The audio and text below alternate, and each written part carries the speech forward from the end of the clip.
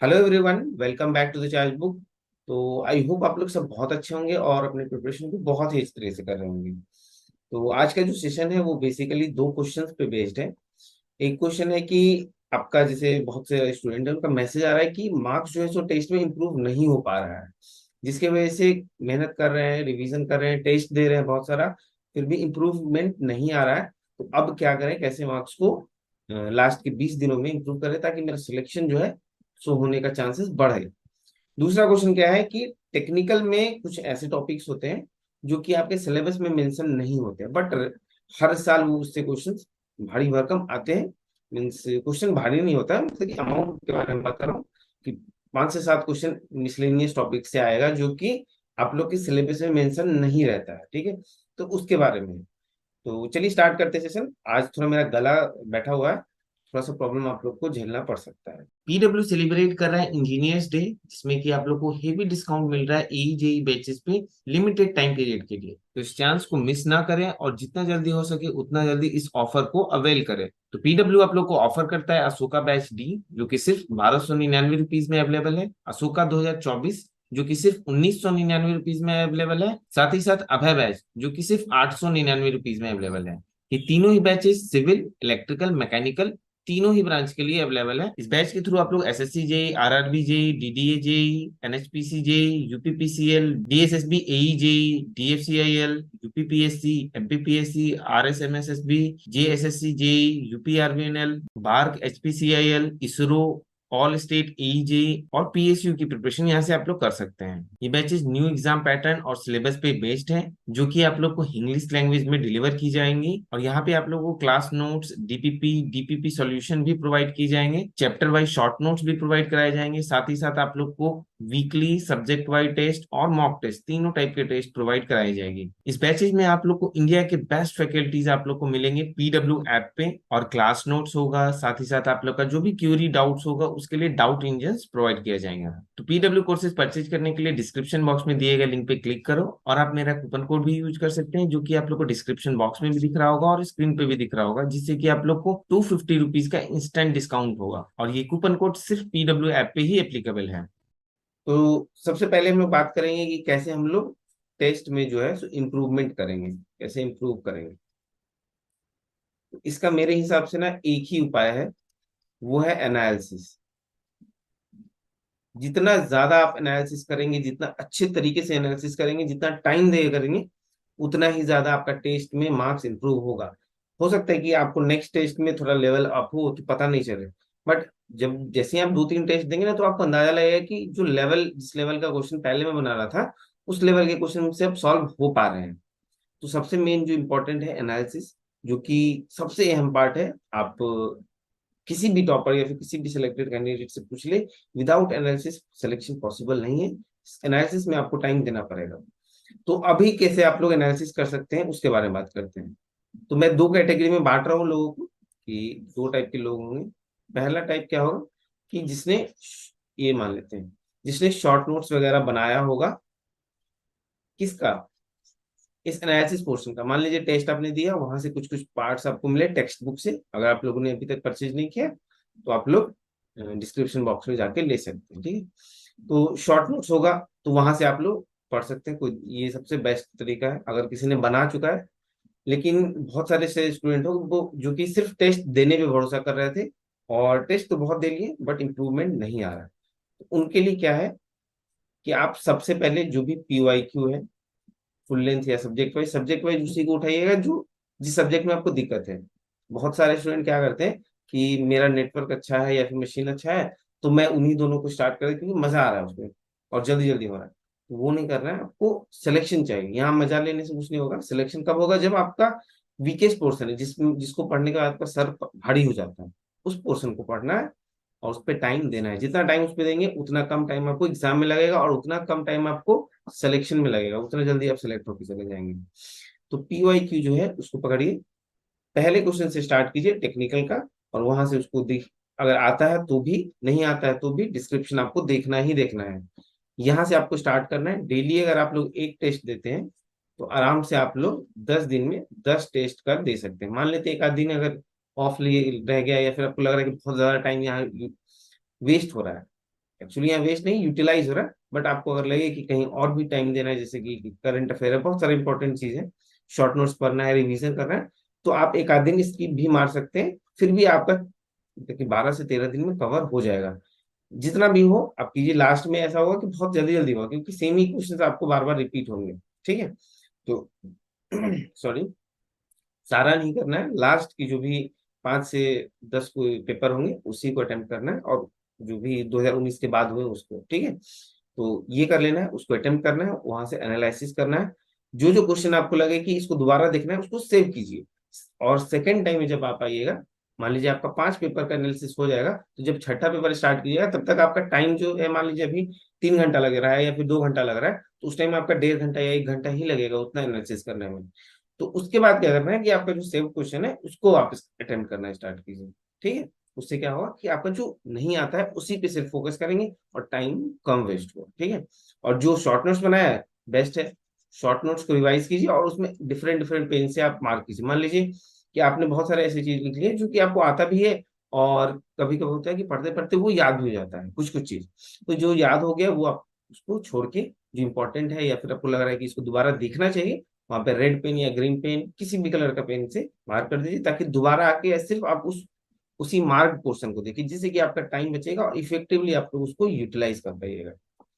ये हो गया एनालिसिस पोर्शन, कैसे टेस्ट में हम लोग मार्क्स बढ़ा सकते हैं। ये हो गया क्वेश्चन नंबर 1। ठीक है, तो सर राइटिंग करवाया जाता है टेप टैब में, ठीक है, तो वैसे भी मेरा राइटिंग करवा। अब दूसरा क्वेश्चन का बात करते हैं। इस क्वेश्चन में, ये क्वेश्चन सिर्फ इलेक्ट्रिकल के लिए, तो अगर आप लोग किसी भी जैसे सिविल और मैकेनिकल से बिलोंग कर रहे हैं तो यहाँ पे आप लोग लीव कर सकते हैं। बाकी आप लोग टेलीग्राम चैनल से जरूर ज्वाइन कीजिए, वहाँ पे आप लोग को आपके जो भी टॉपर्स हैं, सिलेक्टेड कैंडिडेट है, वहाँ पे अवेलेबल है, जो भी डाउट होगा आप वहाँ से पूछ सकते हैं। ठीक है, अब मैं इलेक्ट्रिकल ब्रांच से बिलोंग करता हूँ, तो मैं इसमें सिर्फ इलेक्ट्रिकल के बारे में बता पाऊंगा। तो क्या दिक्कत आ रही है कि टेक्निकल में कुछ ऐसे टॉपिक्स हैं जो कि सिलेबस में मेंशन नहीं है, उसके बारे में एक भाई ने कमेंट किया कि भैया ये जो है सो थोड़ा बता दीजिएगा। तो इसमें जो है सो सबसे मेन उन्होंने खुद लिख दिया था, जैसे कि टेंडरिंग। टेंडरिंग एक सेकंड, गलत मैंने स्पेलिंग लिख दिया, तो अभी कैसे होगा, ये आ गया, ठीक है, एक सेकंड, हाँ, पेन चेंज कर लेते हैं, अच्छा लगेगा। पहला क्या है, टेंडरिंग,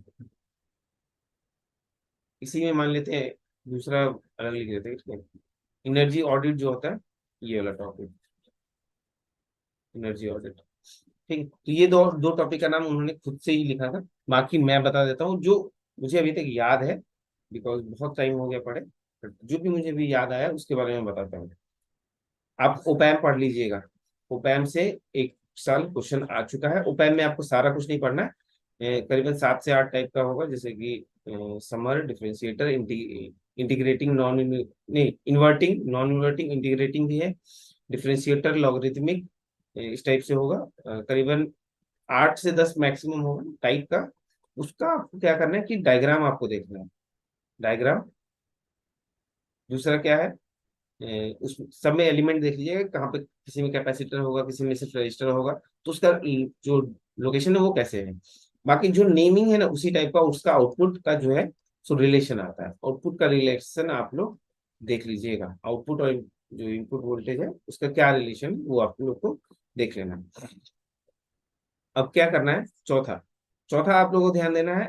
ये मैं इलेक्ट्रॉनिक्स पोर्शन की बात कर रहा तो उसी में पावर इलेक्ट्रॉनिक्स से कुछ क्वेश्चन आ जाते हैं, जैसे ट्रायक का क्वेश्चन पूछ देता है, ऊपर ऊपर पूछेगा, अगर आया तो ऊपर ऊपर, नहीं आया तो फिर डायक का पूछ देगा।